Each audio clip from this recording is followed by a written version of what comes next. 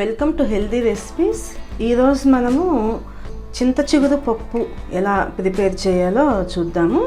దీనికి కావలసిన పదార్థాలు నేను 50 గ్రామ్స్ చింత చిగురు తీసుకున్నాను. ఇలా లేతగా ఉన్నది, చక్కగా మనకి రెడ్డిష్ కలర్గా ఇలా ఉన్నది చూసుకోవాలి.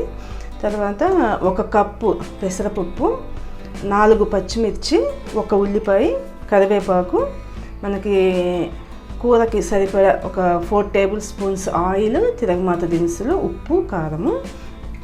ముందుగా మనము ఈ పెసరపప్పుని శుభ్రంగా 2 సార్లు కడిగి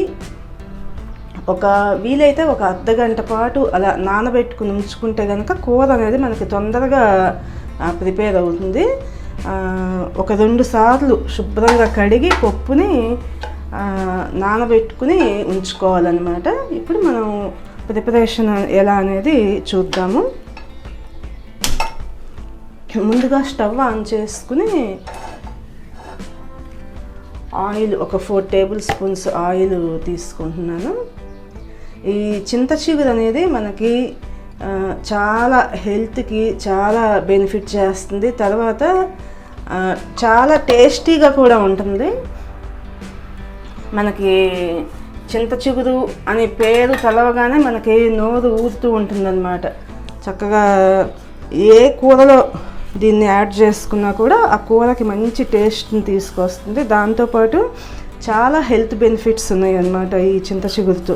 ముఖ్యంగా మనకి గమ్ ప్రాబ్లమ్స్, నోటిలో మనకి గమ్ ప్రాబ్లమ్స్ ఉన్నప్పుడు ఈ చింత చిగురు వాడడం మూలంగా గమ్స్ అనేవి టైట్ అవుతాయి. తర్వాత వచ్చేసి మనకి విటమిన్ సిని బాగా ఎక్కువగా కలిగి ఉంటుంది చింత చిగురు. కాబట్టి మనకి స్కర్వీ, తర్వాత దాని రిలేటెడ్ ప్రాబ్లమ్స్ ఏవైతే మనకి బ్లడ్ తక్కువగా ఉండడము, ఏదైనా వూండ్స్ అయితే, గాయాలైతే కనుక తొందరగా మానకపోవడము, ఇలాంటి ప్రాబ్లమ్స్ నుంచి మనకి రెమెడీ ఇస్తుందన్నమాట ఈ చింత చిగురు వాడటం మూలంగా. ఇమ్యూనిటీని బూస్టప్ చేస్తుంది చింత చిగురు.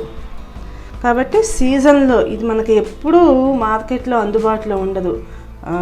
ఈ పర్టిక్యులర్ సీజన్లోనే మనకి ఫిబ్రవరి, మార్చ్ నుంచి మనకి మే, జూన్ ఈ నెలల్లోనే మనకి ఇది మార్కెట్లో కానీ మనకి చెట్లకు కానీ దొరుకుతూ ఉంటుంది.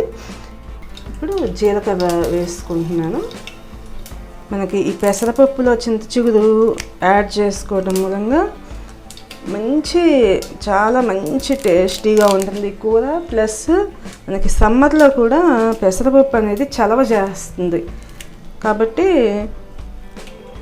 మనకి ఈ చింత చిగురు దొరికే ఈ సీజన్లో పెసరపప్పు, చింత చిగురు ఇలా ప్రిపేర్ చేసుకోవటం మూలంగా మనకి వేడి నుంచి విముక్తి కలుగుతుంది. ఆ తర్వాత వచ్చేసి ఇప్పుడు కరివేపాకు వేగిన తర్వాత మనము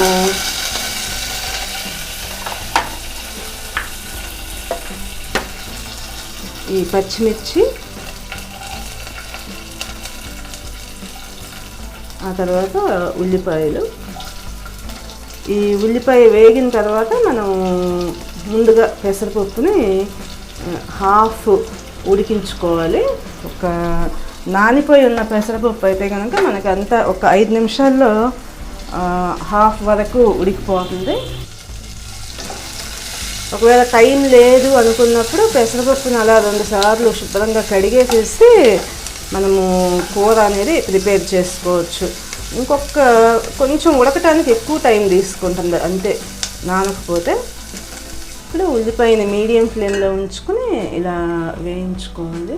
ఇప్పుడు ఉల్లిపాయ వేగిన తర్వాత మనం పెసరపప్పు వేసుకుని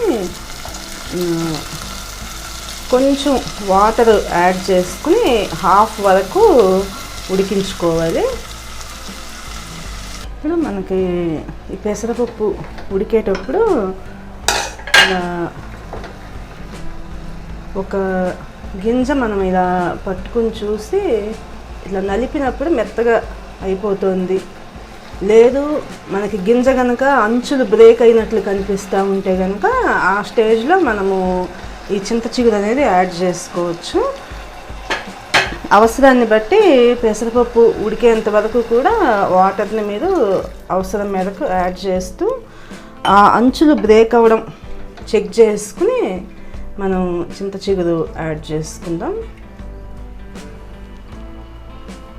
మనకి ఈ పెసరపప్పు ఉడికే టైంలో మనము ఇది చింత చిగురు ఉంది కదా, శుభ్రంగా కడిగి, ఎక్కడా కూడా ఒక్కొక్కసారి మనకి పుల్లలు అనేవి వస్తూ ఉంటాయి. అట్లాంటి ఇదిగోండి చిన్న చిన్నగా ఇలా ఈ పుల్లలు అనేవి లేకుండా చూసుకుని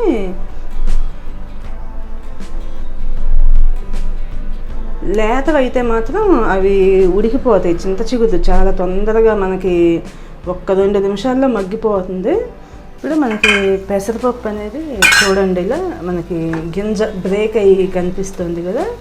ఈ స్టేజ్లో మనము ఈ చింత చిగురుని మీకు వీలైతే ఇలా అరిచేత్తో కాస్త రుద్ది, మనకి చింత చిగురు చాలా చిన్నగా ఉంటాయి కదా ఆకులు, కాబట్టి ఇలా కొంచెం నలుపుకుంటూ వేసేసేయాలి.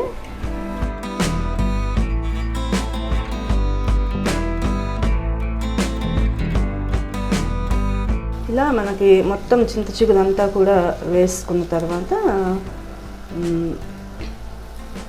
అవసరాన్ని బట్టి ఒక్కసారి వాటర్, మీకు కూర లిక్విడ్గా ఉంటేనే బాగుంటుంది అన్నమాట పెసరపప్పు చింత చిగురు. కాబట్టి అవసరాన్ని బట్టి వాటర్ యాడ్ చేసుకుని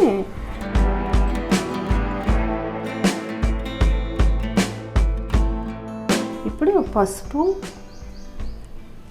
ఒక పించ్ పసుపు, తర్వాత ఉప్పు 1 టేబుల్ స్పూన్, ఆ తర్వాత కూర కారం ఇది 1 టేబుల్ స్పూన్. ఇలా ఇంగ్రీడియంట్స్ అన్నీ కూడా మనము యాడ్ చేసుకుని ఈ స్టేజ్లో ఇంకా మనం స్టవ్ని సిమ్లో ఉంచుకుని లేదా మీడియం ఫ్లేమ్లో కానీ ఉంచుకుని ఒక 5 నిమిషాల పాటు మగ్గించుకుని స్టవ్ ఆఫ్ చేసేసుకోవచ్చు. చాలా సింపుల్గా, చాలా తొందరగా మనకి ప్రిపేర్ అయిపోతుంది అన్నమాట ఈ కూర. మీకు ఇంకా మంచి ఫ్లేవర్ రావాలి అని అంటే మాత్రం కొంచెం ధనియా పౌడరు యాడ్ చేసుకోవచ్చు అన్నమాట. చాలా మంచి ఫ్లేవర్ వస్తుంది మనకి కూరకి. ఒక 1/2 టేబుల్ స్పూన్ ధనియా పౌడర్ యాడ్ చేసుకుంటున్నాను నేను.